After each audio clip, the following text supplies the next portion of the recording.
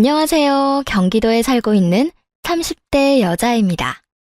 사연 열차는 평소에 제가 애정하는 채널이자 고단했던 하루의 스트레스를 풀어주는 채널이기도 한데요. 그런 채널에 제 사연이 소개될 생각을 하니 마음이 다 떨려오네요. 저는 여러 가지 이유로 이혼까지 하게 되었습니다. 남편부터 시모까지 어느 한 명도 저를 이해해주기는커녕 가만히 두는 사람이 없는 지옥 같은 생활이었어요. 남편이 없으면 살 수 없을 것만 같아 한 결혼이었는데 그 끝은 서로에 대한 비난과 상처만이 남더군요. 자, 서로는 여기까지 하고 도대체 무슨 일이 있었기에 이혼까지 하게 되었는지 제 이야기 한번 들어보실래요? 남편과는 결혼한 지 2년 차가 되던 부부였습니다. 남편은 공장에서 생산직으로 일하고 있었고 전 대형마트 한 화장품 가게에서 일하고 있었어요. 다달이 같은 월급을 받아오는 남편의 벌이는 안정감이 있긴 했지만 연봉으로 따지면 저보다는 벌이가 적었어요. 코로나 사태가 일어나기 전이라 손님이 많은 편이었고 저가 라인의 화장품이 아니라 마트 내에선 나름대로 가격대가 있는 화장품이 대부분이었거든요. 그래서 행사가 있는 달이면 하루 매출이 한 달 월급만큼 나오는 달도 있곤 했죠. 저는 그런 것들이 아무렇지 않은데 남편은 그렇지 않은 모양이었어요. 자격지심이라고 하죠. 점점 그런 못난 모습을 보이기 시작하더군요. 싸움은 거기에서부터 일어나기 시작했어요. 다른 건 몰라도 저녁은 늘 함께 먹고 싶었던 저는 일을 하던 중간에도 만사 제쳐놓고 집으로 와 남편과 저녁밥을 먹곤 했는데 그 대신 남은 일거리를 집으로 가지고 오게 되었죠. 여느 때와 다름없이 뒷정리를 다 한 후에 거실에서 화장품 팸플릿 구상을 하고 있는데 남편이 그것으로 시비를 거는 것이 아니겠어요? 일은 매장에서 다 끝내고 오면 안 돼? 집에서까지 이게 다 뭐야? 인상을 팍 쓰며 신경질적인 목소리로 말을 걸어오는데 저 역시 기분이 상하는 건 당연했죠. 하지만 똑같이 굴어봤자 싸움만 일어날 것이고 그렇지 않아도 할 일이 산더미인데 굳이 싸우고 싶지 않아 좋게 상황을 풀어보려 노력했습니다. 아, 당신이랑 저녁 같이 먹으려고 서둔다고 서둘렀는데 결국 일을 다 못 끝냈거든. 이런 건 직원들 시킬 수도 없는 일이라서 좀 가지고 왔어. 적당히 좀 해라, 적당히. 얼마나 더 벌려고 그렇게 생고생을 하냐? 당신은 내 길을 그렇게 죽이고 싶어? 무슨 말을 그렇게 해. 맡은 일이라서 열심히 하는 건데. 거기서 왜 당신 기죽인다는 이야기가 나와? 아니, 내가 언제 당신 기죽인 적 있어? 이런 거 가지고 와서 바쁜 척, 열심히 하는 척 하는 거 자체가 내 기죽이는 거야. 난 이 정도 노력하면서 그 돈 버는데 넌 뭐 하냐? 이런 뜻으로밖에 보이지 않는다고. 왜 그런 식으로 생각하는지 모르겠는데 난 그런 식으로 생각한 적 맹세코 단 한 번도 없어. 당신은 그런 생각한 적 없을지 모르겠지만 난 그렇게 느낀다고. 될 수 있으면 좋게 이야기하려고 하는데 남편이 그딴 식으로 나오니 저도 어쩔 도리가 없더라고요.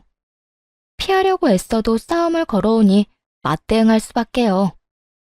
내가 이런 말까지 웬만하면 하기 싫었는데 그 정도면 당신 자격지심이야.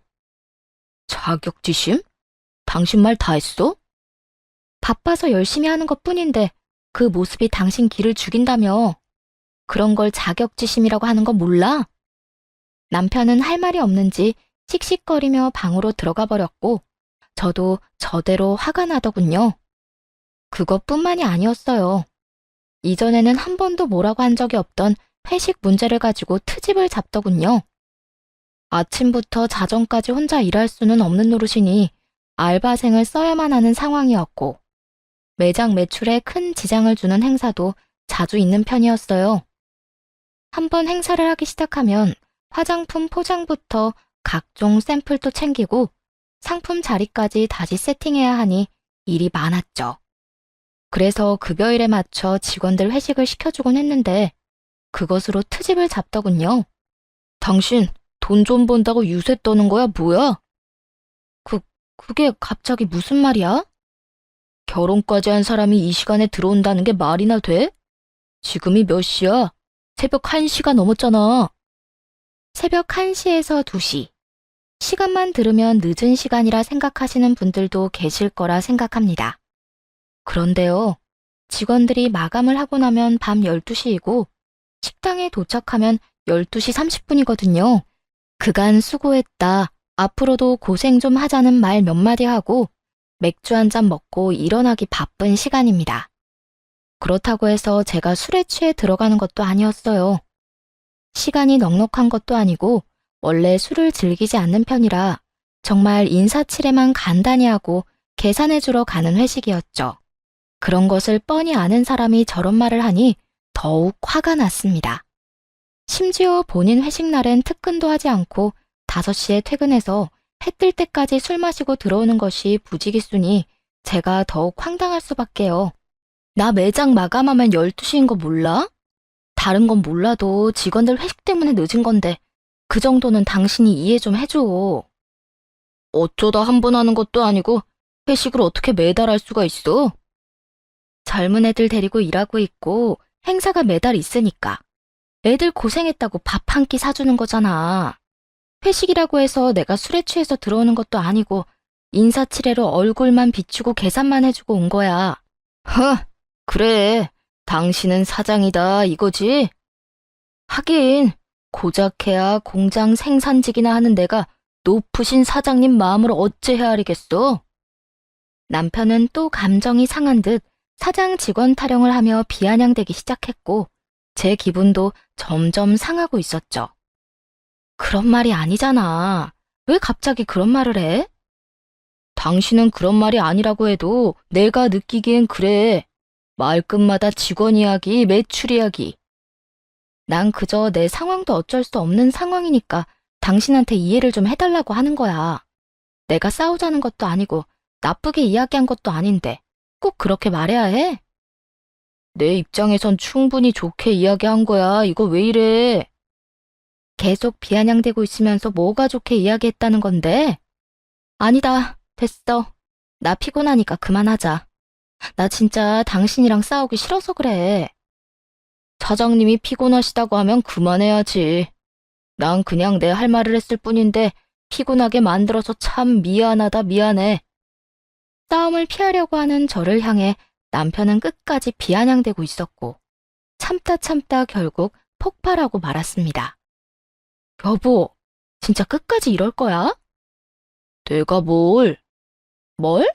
몰라서 물어? 내가 좋게 넘어가려고 노력하면 당신도 적당히 해야 할 거 아니야. 참 미안하다 미안해? 사장님? 이게 어딜 봐서 좋게 이야기하는 거야? 비아냥대는 거지. 그거야 당신이 이 시간에 들어오니까 그렇지. 내 입장에선 기분이 좋을 리가 있냐고. 그건 내가 누누이 말했지. 마감하고 얼굴만 비추고 온 거라고.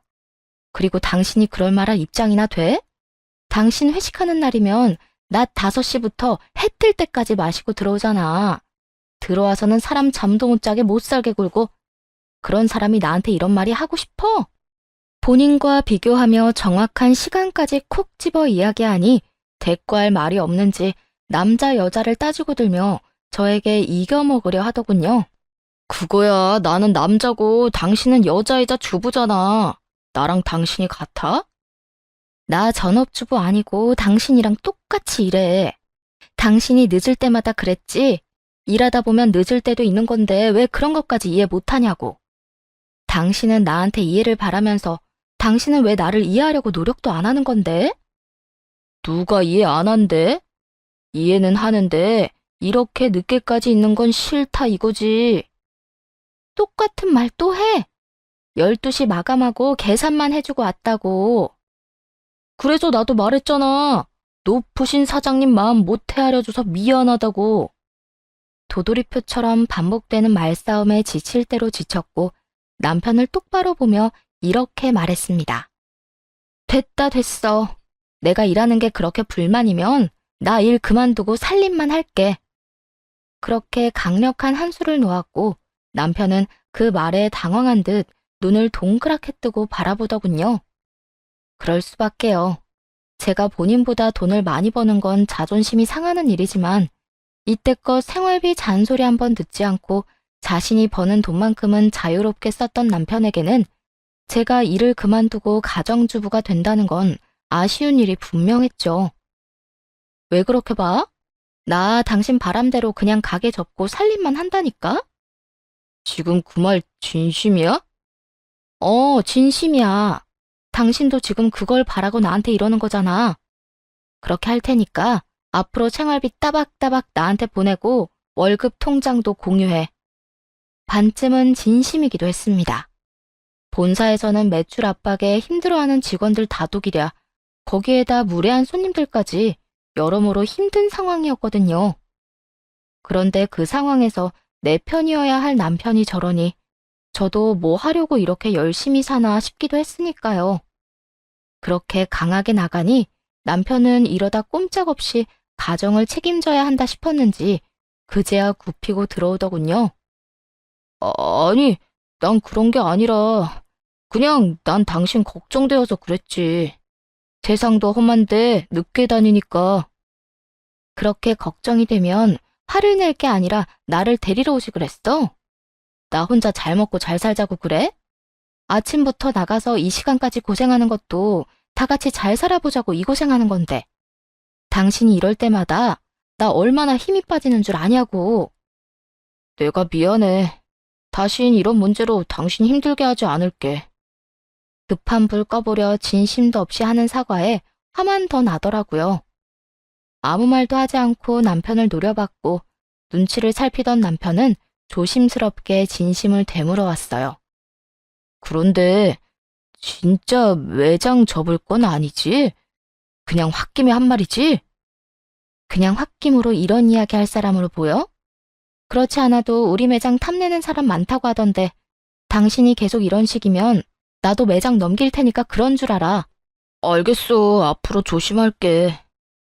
다른 건 몰라도 성실하고 책임감이 강하던 사람이었는데 어쩌다 저런 사람이 되어버린 것인지 착잡하더라고요.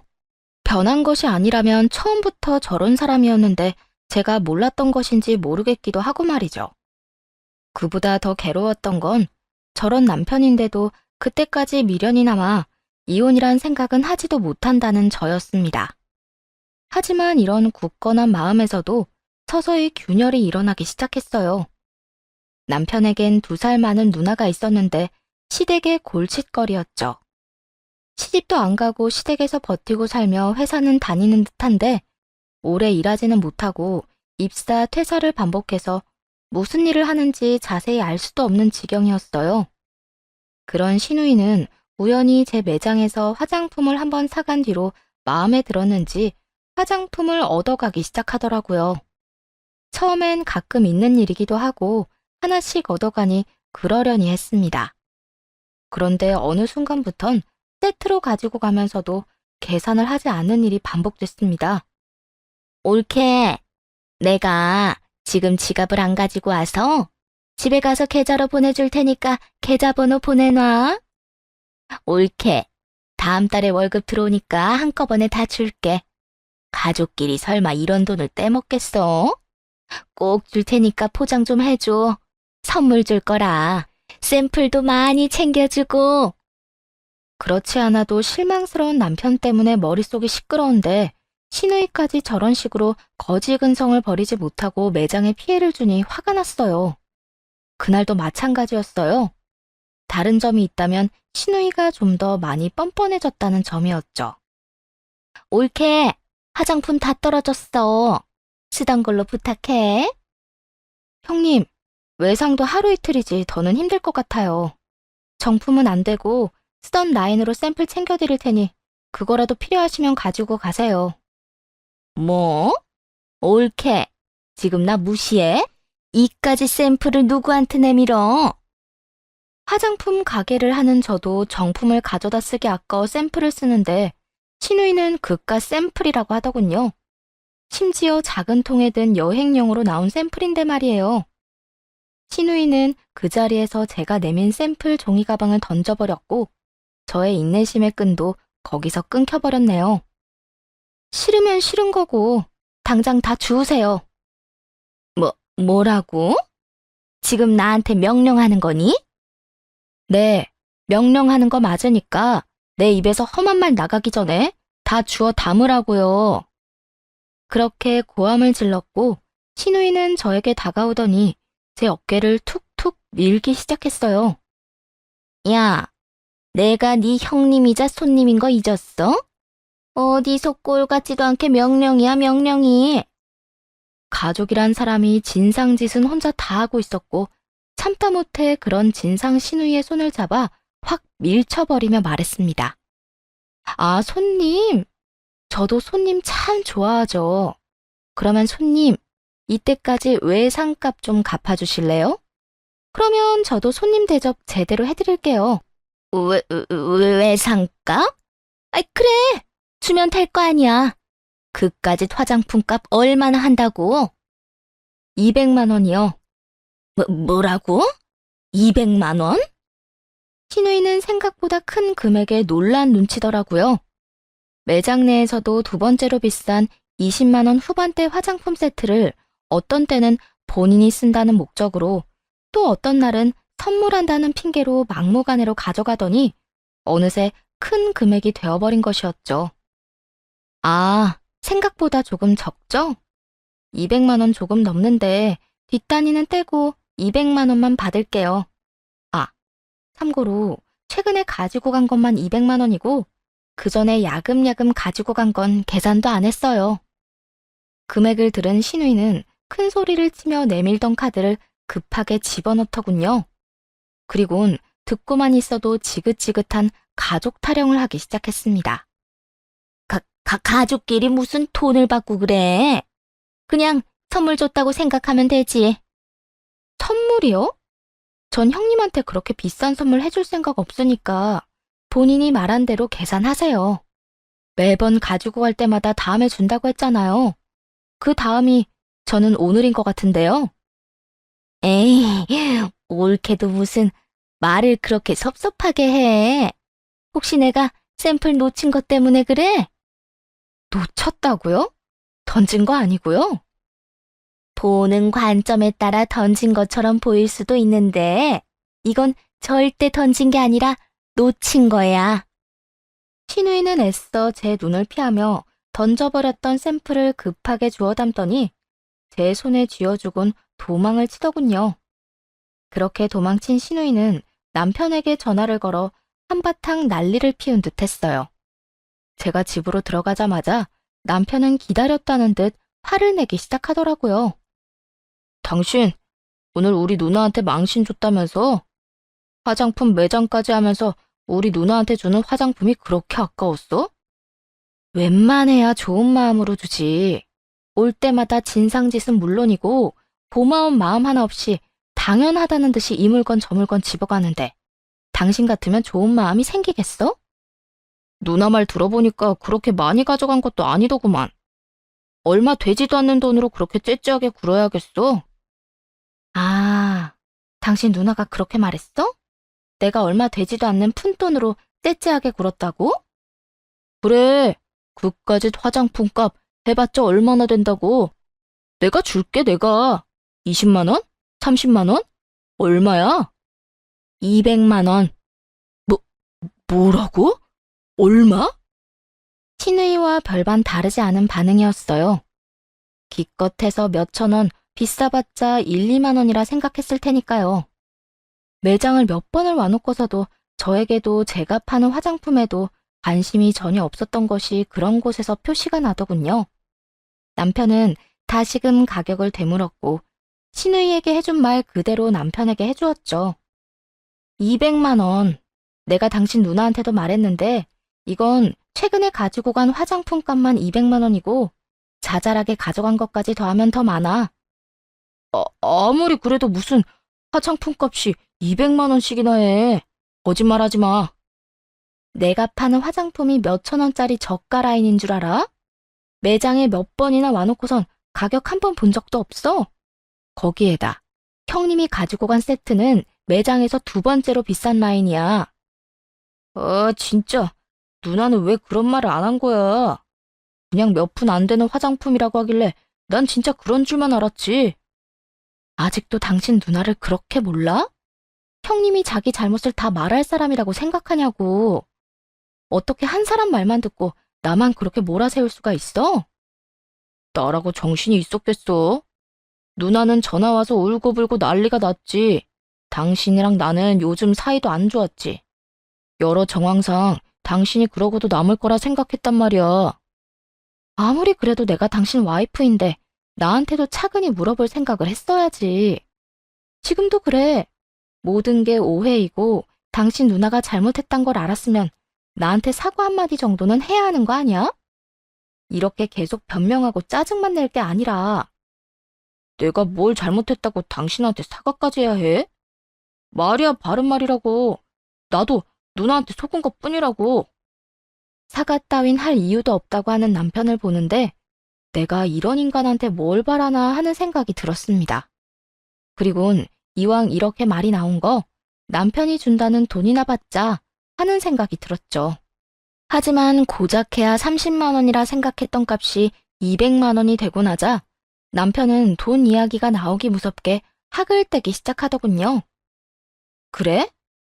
그래. 그러면 사과는 됐고 돈은 당신이 준다고 했지? 내 계좌번호로 보내주면 돼. 계좌번호는 알고 있지? 돈? 무슨 돈? 누나가 가지고 간 화장품 값 준다며. 200만 원에 그간 하나씩 가지고 간 것까지 계산해서 청구할 테니까 돈이나 준비해. 내가 쓴 것도 아닌데 왜 나한테 달래? 누나한테 달라고 해. 두 사람 문제는 두 사람이 알아서 해결하라고. 언제는 들어오자마자 누나 편들기 바쁘던 남편놈은 도마뱀이 꼬리 자르고 도망가듯 말을 딱 자르고 도망가 버리더군요. 그 후론 돈을 주기 싫긴 했는지 한동안 제 비위를 살피며 조용했고요. 시누이도 매장으로 찾아오지 않았고 남편놈도 큰 트집 잡지 않고 그렇게 평화로운 생활이 유지되었습니다. 여러 일을 거치면서 실망스러웠던 남편에 대한 감정도 많이 사그라들었고 일도 슬슬 잘 풀려 매장 최고 매출을 찍게 되었어요. 그 기념으로 가족들 모두 가까운 곳으로 여행이라도 보내드리기로 했죠. 마침 친정아빠의 생신이기도 했던 터라 겸사겸사 큰 마음 먹은 것이었어요. 친정만 챙기는 건 아닌 것 같아 시댁까지 챙긴 것이었는데 시모는 그런 상황을 고마워하기는커녕 더 많은 걸 바라더라고요.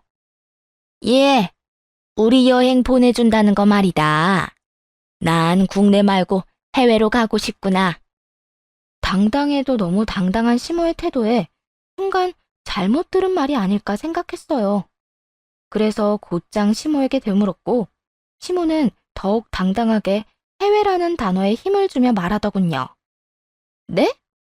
해외여행이요? 그래, 제주도 다녀와봤자 친구들한테 자랑거리라도 되겠니?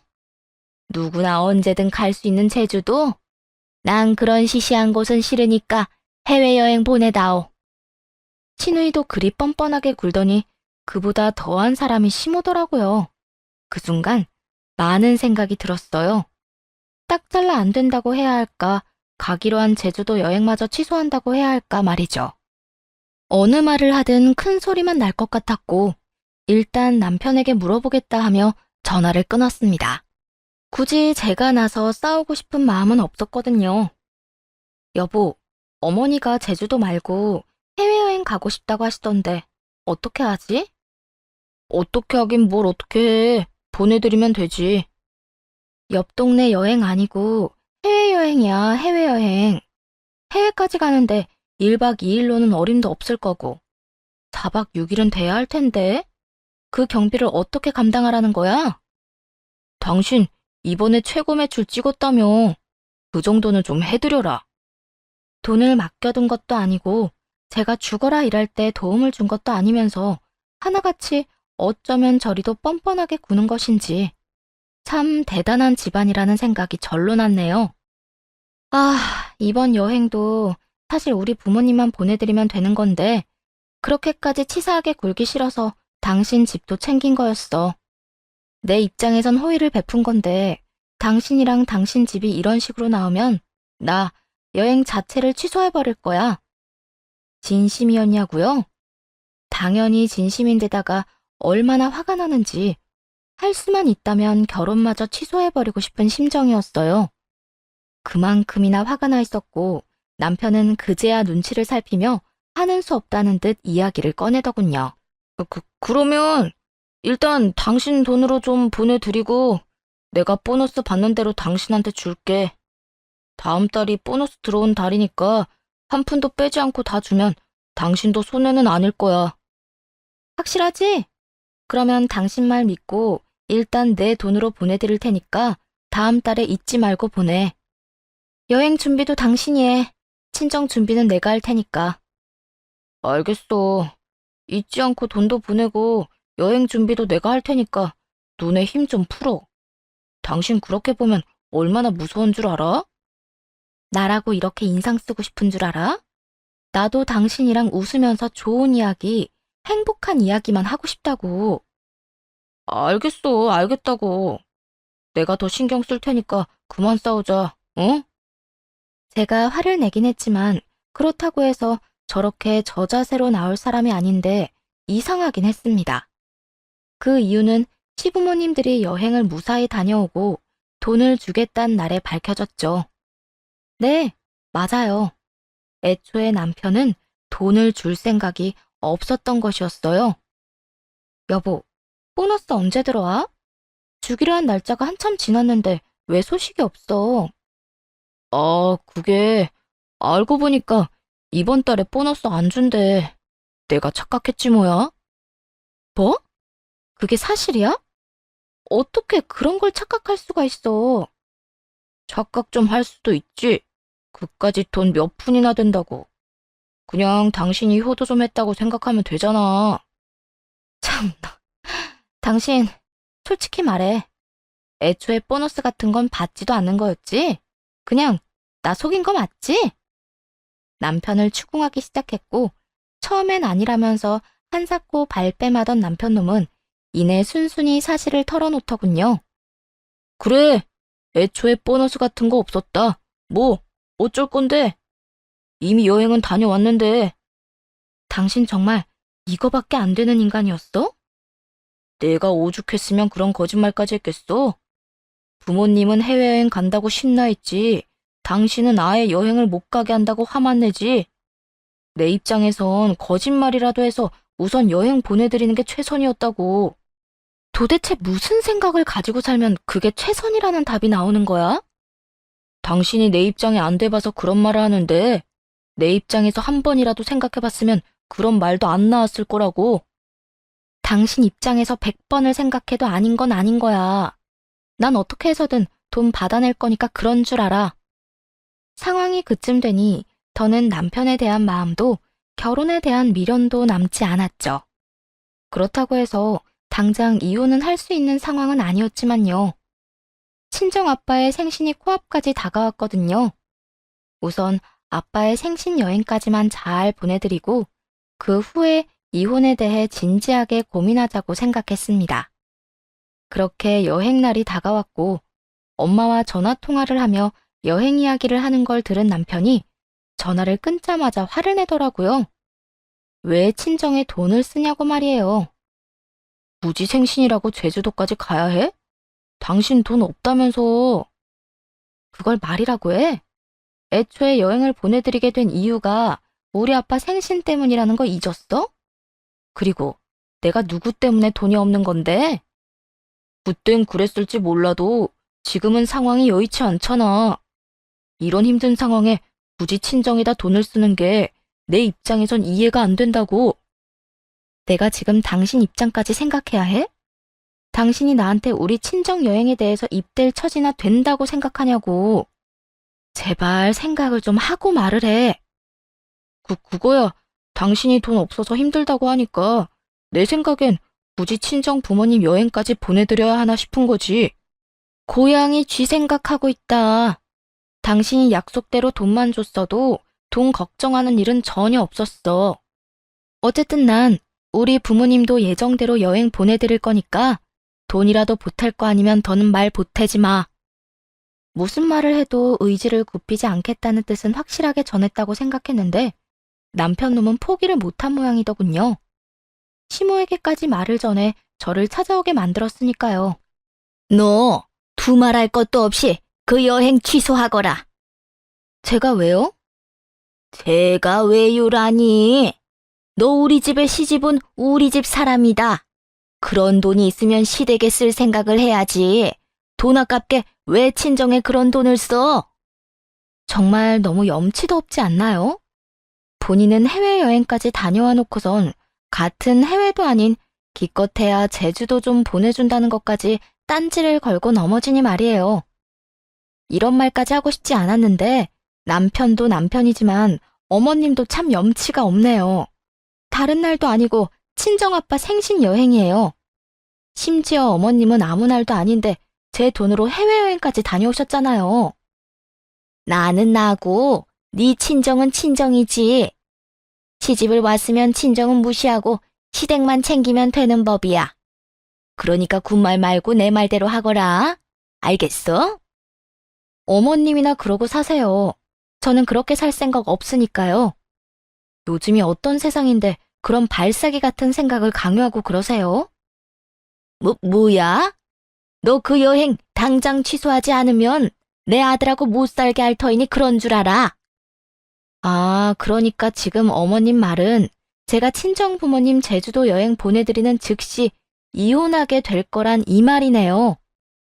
시모는 제 말에 팔짱을 떡하니 끼더니 기고만장한 눈빛으로 보며 이렇게 말하더군요. 그래, 이제야 네가 내 말을 좀 알아듣는구나.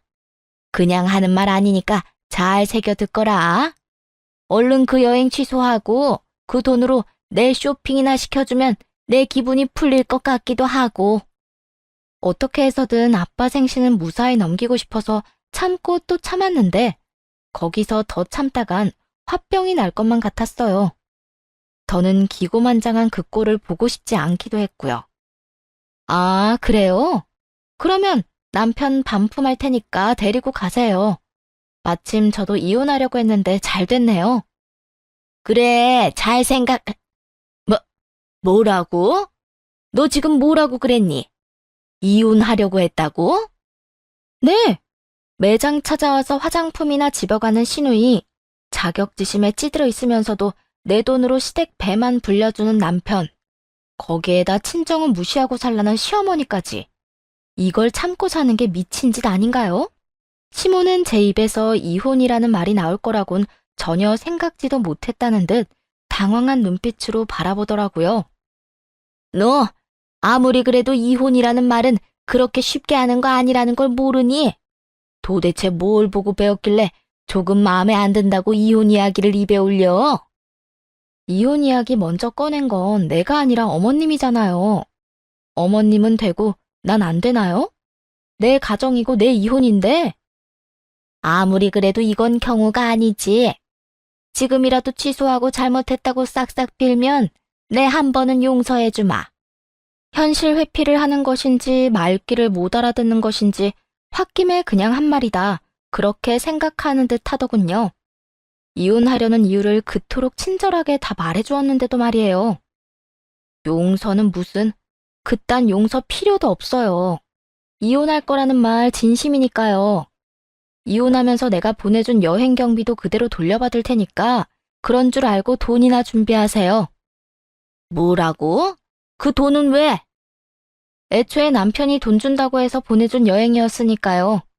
긴 말하기도 귀찮으니까 자세한 건 그 대단한 아들한테 듣고 입만 나가주세요. 저는 시모를 내쫓아내려고 안간힘을, 시모는 어떻게 해서든 버텨보려 안간힘을 쓰기 시작했죠. 무슨 노인네가 힘이 어찌나 좋은지 아무리 힘을 써도 꼼짝도 하지 않더라고요. 그렇게 한참 실랑이를 벌이고 있는데 남편 놈이 돌아왔습니다. 한눈에도 상황이 좋지 않음을 눈치챈 남편은 황급히 저와 시모를 떼어놓더니 무슨 일이냐고 물어오더군요. 도대체 이게 다 무슨 일이야? 엄마랑 당신 왜 이러고 있어? 어머님이 우리 부모님 여행 취소하지 않으면 당신이랑 이혼하라고 해서 그런다고 했어. 난 할 말 다 끝났으니 나가라고 했고, 어머님은 안 나간다고 버티고 있는 중이고. 뭐라는 거야? 이혼? 내가 왜 이혼을 해? 몰라서 물어? 당신이랑 나랑 이혼할 사유가 이렇게나 차고 넘치는데? 설마 장인어른 장모님 여행 못 가게 하는 것 때문에 그래? 아, 그거야 보내드리면 되지. 이혼은 무슨 이혼이야. 다른 문제도 그래. 대화로 풀면 되잖아. 제 말은 귓등으로도 듣지 않아 상황을 최악으로 몰고 온 당사자가 대화라는 단어를 입에 올리더군요. 그것 역시 상황을 잠시 모면하려는 수를 쓰려는 게 느껴졌습니다. 대화? 우리가 대화라는 게 됐으면 어머님이 우리 집까지 찾아오는 일도 없었겠지.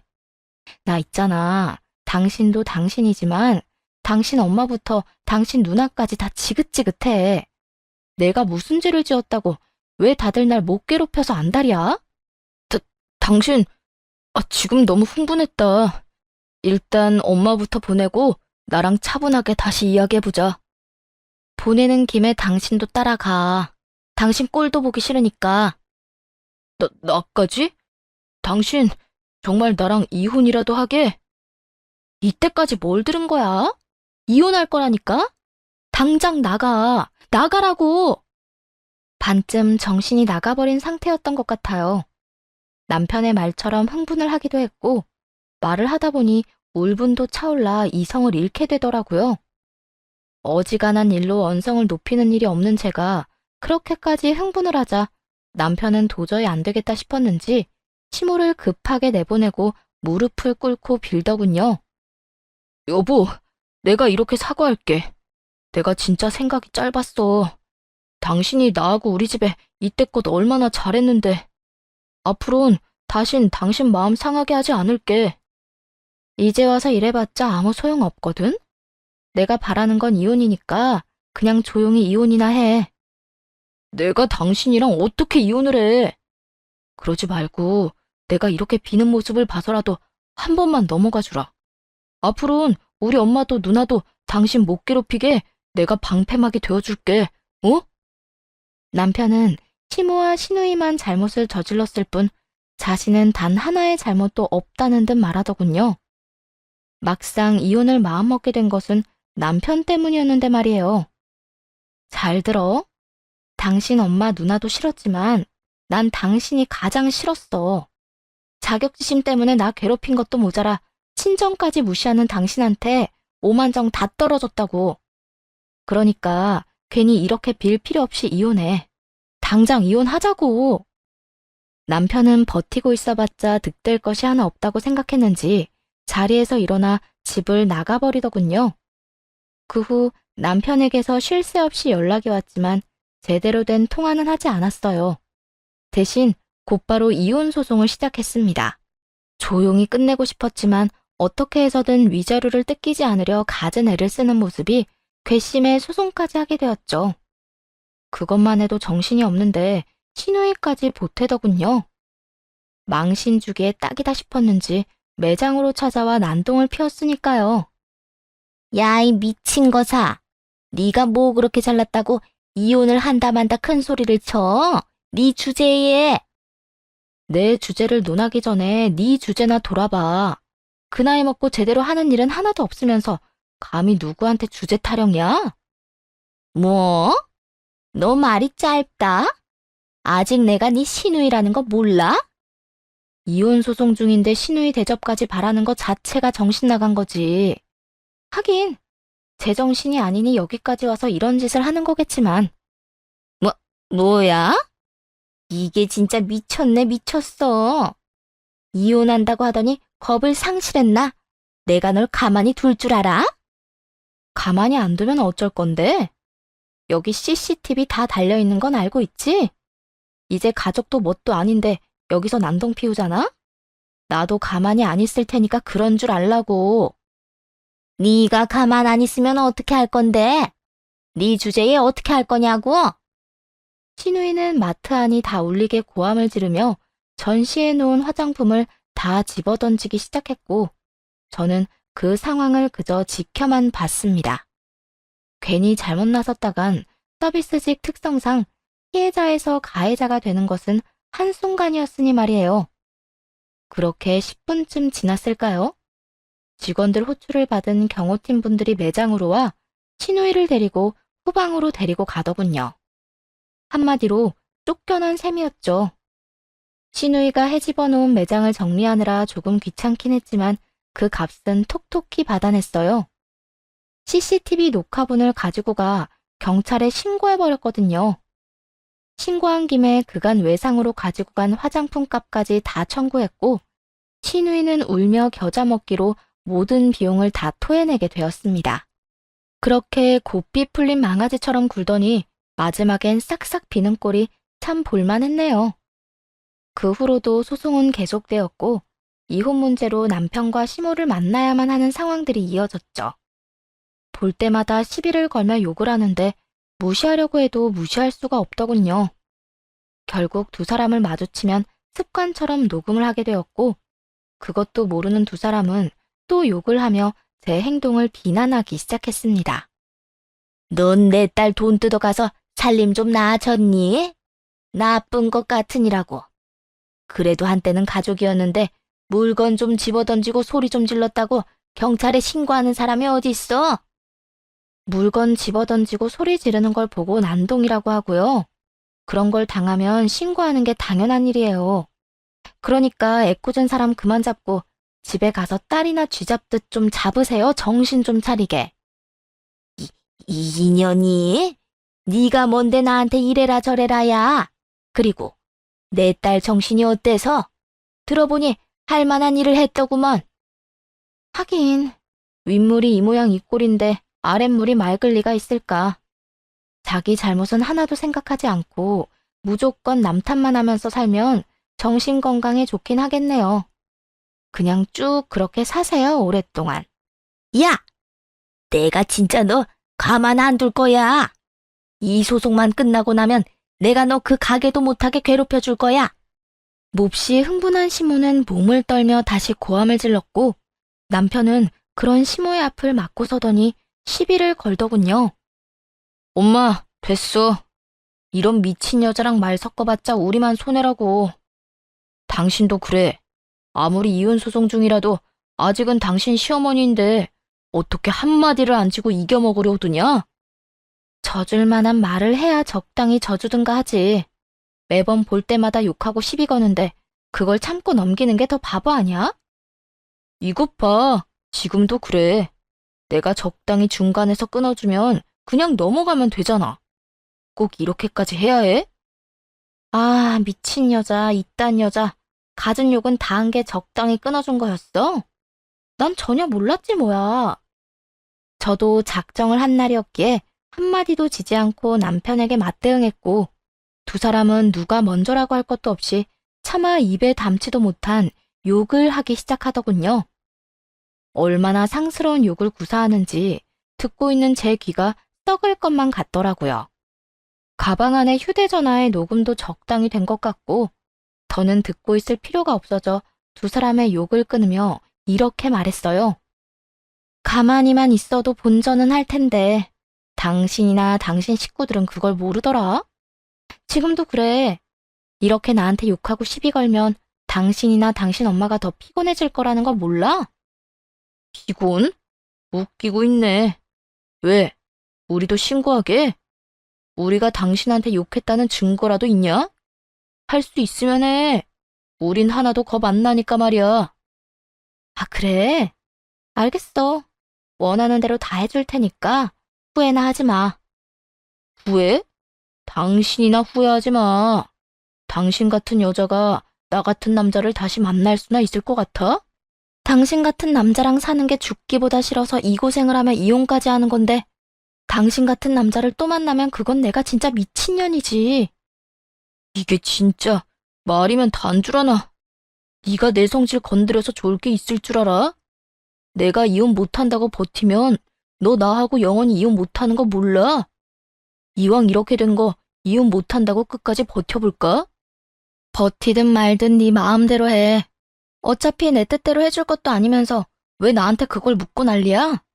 그리고 나한테 아는 척도 좀 하지 말아줄래? 당신이랑 마주보고 말하는 것 자체가 고역이거든. 이게 진짜 내가 이혼해주나 봐. 절대 이혼 안 해줄 테니까 고역인 사람이랑 한평생 가족으로 살아보자고. 남편은 악다구니를 쓰며 저를 협박했고, 그러거나 말거나 두 사람을 무시해버렸네요. 그 후 전 녹음 파일을 변호사분께 넘겨 있는 죄 없는 죄까지 싸잡아 엮어 고소를 했어요. 그렇게 1년 동안 진흙탕 싸움을 하고서야 소송은 끝이 났고, 여행 경비를 포함한 위자료를 다 받아내고 이혼하게 되었습니다. 이혼을 하고 난 후 들리는 이야기엔 서로를 원망하느라 허송세월을 보내고 있다고 하더군요. 전 시모와 전 시누이는 네가 여자 하나 잘못 들인 바람에 우리가 괜한 위자료까지 뜯겼다 라고 하면 전 남편을 원망하고, 전 남편은 두 사람이 들쑤시지만 않고 가만히 있었으면 이혼까지 안 했다 라고 주장하면서 말이죠.